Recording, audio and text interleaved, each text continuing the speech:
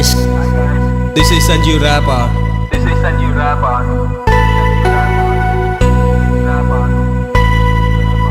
गोरी यारी तोरे गोरा रंग पे लौंडे मुट्ठ मारे ले हमरे गांव के। गोरी यारी तोरे गोरा रंग पे लौंडे मुट्ठ मारे ले हमरे गांव के। हमरे गांव के ए रानी हमरे गांव के, हमरे गांव के ए रानी हमरे गांव के, हमरे गांव के ए रानी हमरे गांव के, हमरे गांव के ए रानी हमरे गांव के। गोरी यारी तोरे गोरा रंग पे लौंडे मुट्ठ मारे ले हमरे गांव के। हमरे गांव के, हमरे गांव के, हमरे गांव के ए रानी हमरे गांव के। Excuse me miss, कहाँ जात बा तू रानी तनी हेने आवा हो। काहे नखरा दिखावा ताड़ू हेने आवा हो।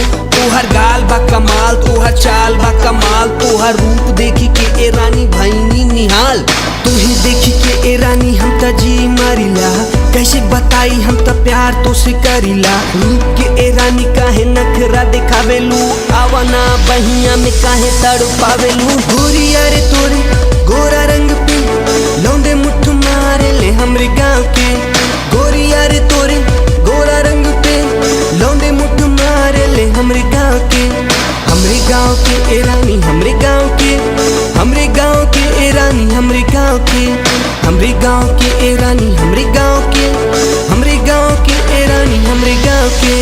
गोरी हेने आवा एक बात हम बताई, दूरे काहे बैठल बाटू तोहे समझाई।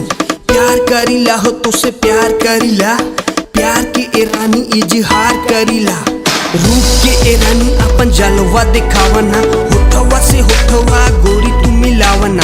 प्यार करीला हो तो से प्यार करीला, प्यार के ए रानी इजहार करीला। गोरी यारी तोरे गोरा रंग पे लौंडे मुट्ठ मारे ले हमरे गांव के।